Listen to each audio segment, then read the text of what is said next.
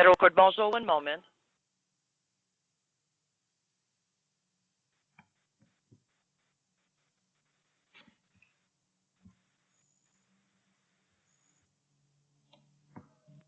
Federal Court, bonjour. Good morning. Hello. Could you please connect me to the manager who supervises the section of immigration or judicial review matters? Just one moment, ma'am. Thank you.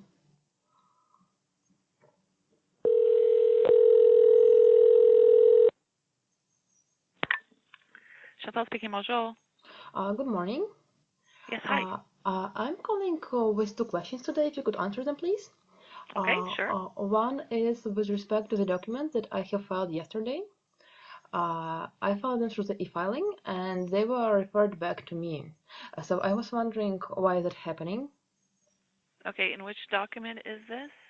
Which court file number is this Yeah, for? sure. The first question is the case IMM dash.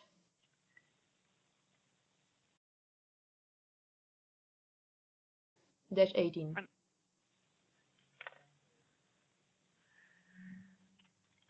And you mentioned these were filed Yesterday. through the e-file?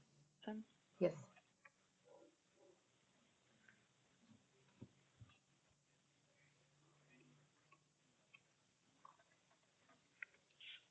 I'm just going to open up the e-filing system. Yes, Bear sure. with me for a minute. Sure.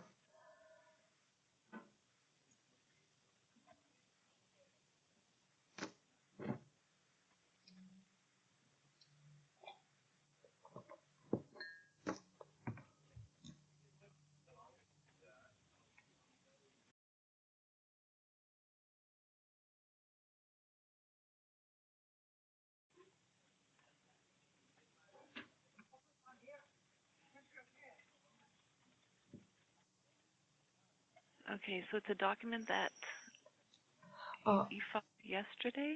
Yes, there should be an affidavit and a covering letter filed as two separate documents.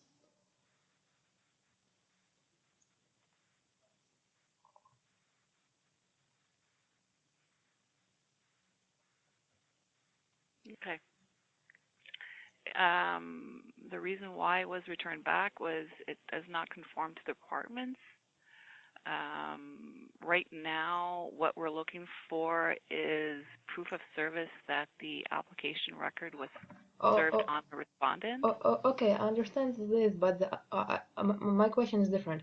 I have seen on a docket entry saying that I have provided an acknowledgement of receipt of certain directions at the time, while I have never provided this. And this is an issue because I did not authorize anyone to act in my capacity, and the docket is saying that I have provided my acknowledgement. Yes, this happens all the time. I receive the orders or anything else, and I provide a confirmation. And it appears in a docket each time I provide it.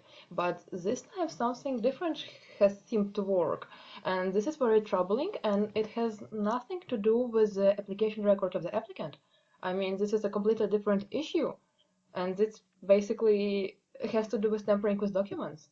And Okay. how can this be related? The reason why there's an acknowledgement of receipt is when we send anything by fax. If it returns, we have a fax confirmation that the fax went through. Okay, this is what we put in our entries. Oh, well, this has never happened to me before, and well, this is what we do all the time when we're issuing orders to everybody. This is the entry. It's a generalized entry that we put in the system. So every time an order is sent out, faxed out to the parties, even though they don't confirm verbally that they've received a copy, this is still the entry that we put on the system to acknowledge that, yes, a copy of the order was faxed to the parties. Okay, so the bottom line is, notwithstanding what I provide, if I received it or not, you're authorized to put it in. Okay, I understand that. Then I have the question with respect to the other case, if I may. The number is also IMM. Okay. Dash 18.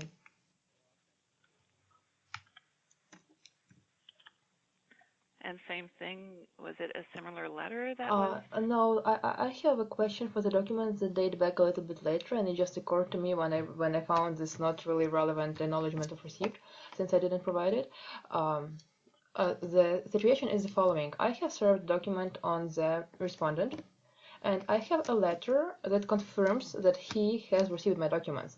That is written in English by himself, that he has received all the documents.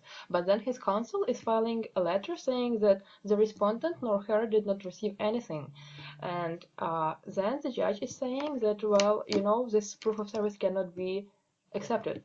I have a question. If judge has seen this letter where the respondent is saying that yes, I did receive it, our records say that we have received it, how could he say that it was not served? Like, it may be because he didn't see the letter of the respondent and it was not presented to him. How might it work?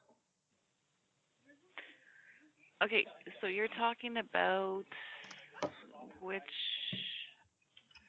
the letter to the federal court from Department of Justice, Miss Gabrielle Ms. White. Gabrielle White, yes.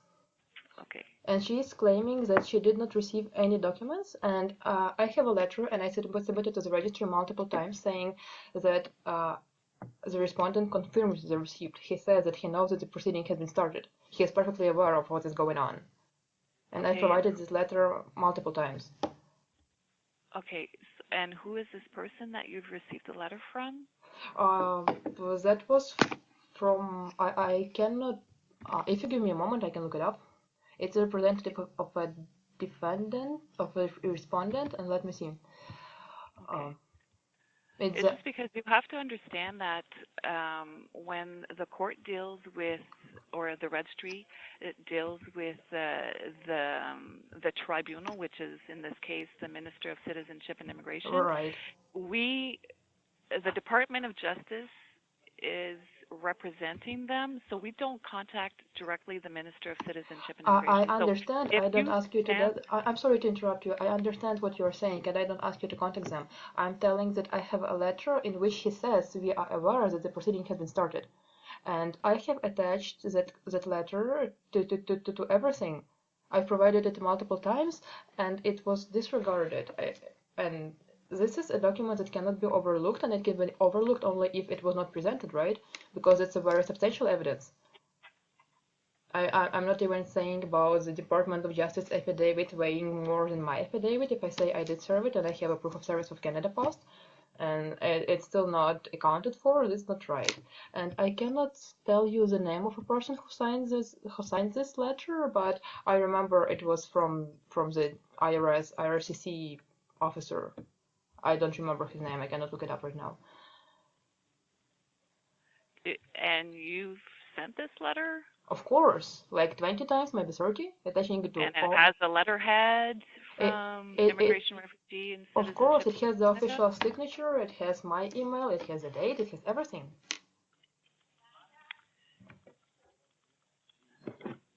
And do you recall when this was sent to the federal court?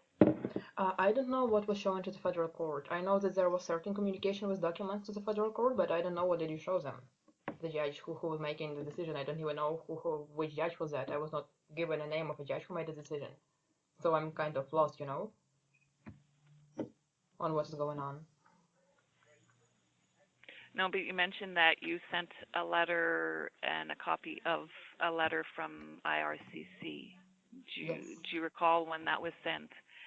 Because unfortunately, there's so many letters that we receive, so... Yes, I had to write them because nothing is happening. I have to write it because there is no response. I write and there is no response, and I try to talk to someone and there is no response. And that's what's happening, and I have to write because that's the only way to bring in my information. When was it happening? Oh, well, basically, Gabrielle White has appeared on the docket as I see around October 1st, so that must have been sometimes around then.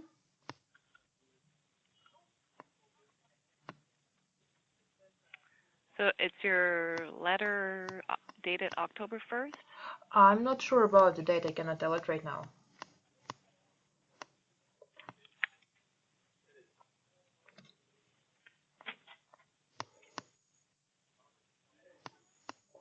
the bottom line is that I have attached it multiple times, and it was disregarded. And if a letter is saying that yes, we are aware that the proceeding has started, you know, it's pretty much a straightforward evidence.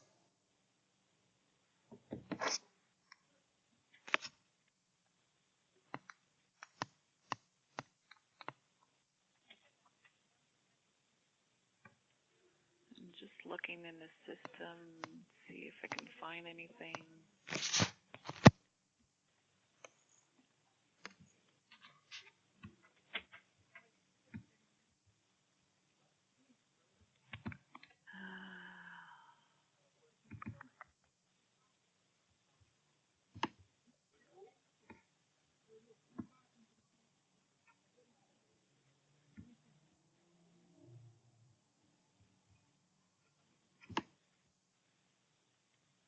So you think it was around October? It must have been that's when you've contacted Gabriel White, for God knows what reasons. Because you know the respondent is saying we are aware, and she does not provide her notice of appearance, and you contact her and she says, hey, we did not receive anything. That's not right. Well, they are bound by certain rules, so they do have to confirm, and they've confirmed with their client. Their client tells them that they haven't received it. You know, they do provide I do support. understand that, but I don't really care which rules do they bound to, do they have to be guided by, but I see a pretty straightforward mismatch, you know. I have a Have you letter. tried contacting Miss White? She ignores the correspondence. She is very uncooperative in the matter. Okay, because every time you send us a letter, the Department of Justice should be CC'd on the letter. That's obvious, of course. Okay, and that's one of the reasons why we do contact them, because if there's no indication that I'm sorry, I understand Department of what you're Justice saying. has I just been. don't want to waste your time. I understand while you're contacting someone, there is no copy sent to them. I'm telling about a different story when I send in my application record on time, when the notice of appearance is not filed. So this basically means by rules that I'm not obliged to send her application record. And instead of filing it, you contact Yeah. Gabriel White and ask why don't you send in or whatever you say. I don't know what you say her. But by rules, my application record should have been filed, and I've sent that letter confirming that the receipt was confirmed by the respondent, and it was disregarded. I see this could have happened only by one reason: if the judge did not see this letter, because this is evidence that cannot be overlooked. Even if you say that the affidavit of a counsel is much more important than my affidavit, and you know my words are taken for nothing, and her words mean like that she's saying the truth, but still this letter cannot be ignored, only if it was not presented. Okay. Just to let you know what we do here is if we receive something and we feel that it hasn't been served, or even if we did put this before the court, just as you said, without contacting Department of Justice, the court would have returned something, a direction, indicating that the registry contact Department of Justice to find out if they were served with the documents. So we would be in the same predicament as we are today. To help the courts, the registry went ahead and contacted the Department of Justice and spoke with Ms. White regarding this matter. Who is basically no one in the case at that moment. And okay. Asked if they had been served with the application for leave. They returned saying that they had not. We put this before the court for direction, and this is where we're at. Right now, what you need to provide the court had allowed an extra 10 days for service. You need to contact Ms. White to find out which is the better way of serving them, because right now it doesn't seem like the way that you're serving them, they're getting the documents. So there has to be some other way of I understand getting what you're documents saying. to the respondent. It seems that Miss Gabriel White is not getting the documents, while generally the documents are delivered in a proper way and the respondent knows. You know, if IRCC knows of that, the Department of Justice knows of that for sure. And I understand what you are saying. You are telling about the general procedure, and I understand the steps. And I have the issue with this particular letter. I want to know if it was presented to the court or not. And if it was presented, how can it be that this can be overlooked? And if you're telling that you feel that you shall contact and confirm and double check with her, my understanding is that you shall contact the Department of Justice in general, not some random counsel. And you know, with my cases, you seem to be contacted Gabriel White each time. Each time her name pops up, and you call her at our discretion, you know? Because she is counsel for the respondent on these matters. Is she the only one? Like there is no one else but her? She is counsel, yes. Only one counsel for the whole Department of Justice for these matters? You don't deal with any other lawyers? Your department there's multiple.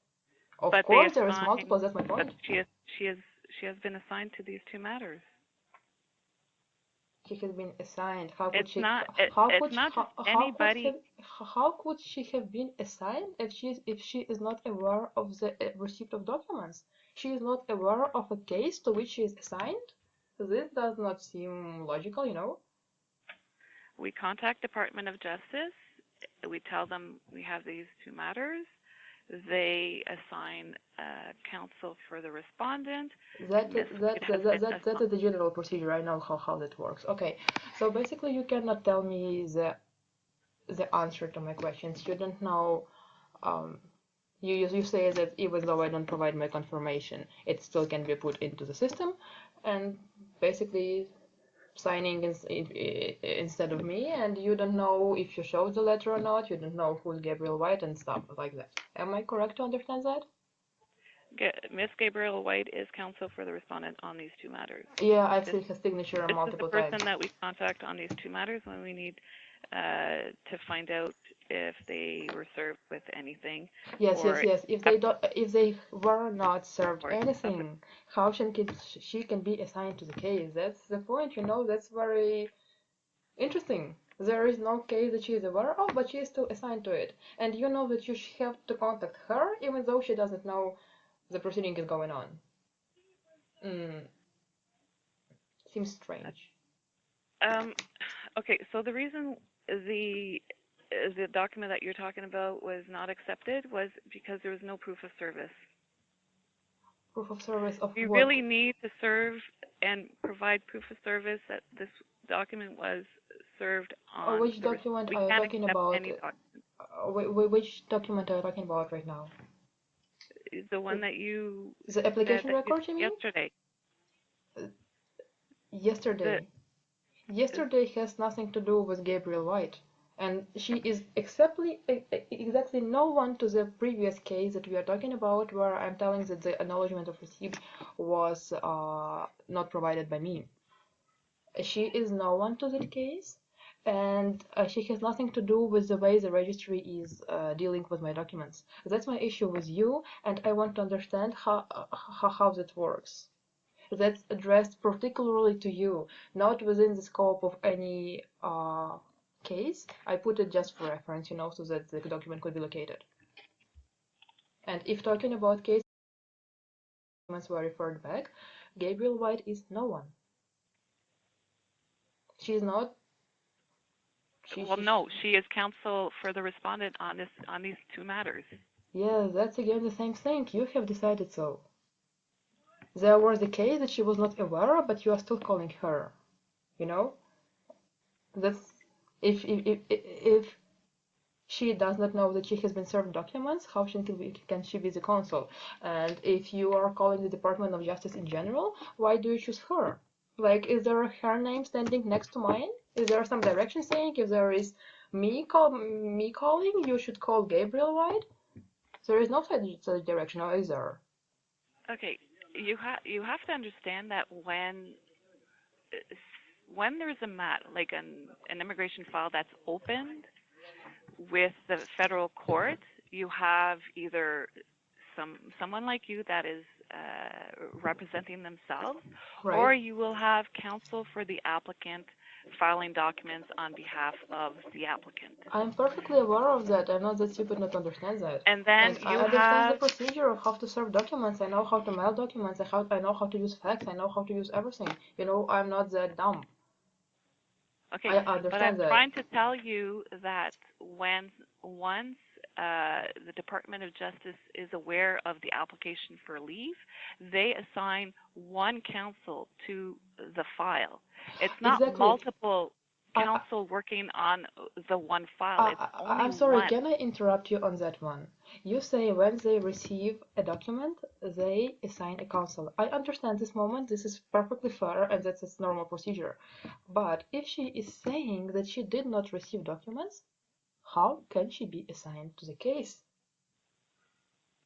How Because can you call a counsel who has not received documents, who was not assigned to the case if she did not receive my application for leave? Her department is not aware of it, there is no case for her, there is nothing, empty. But she is still assigned? How does that work?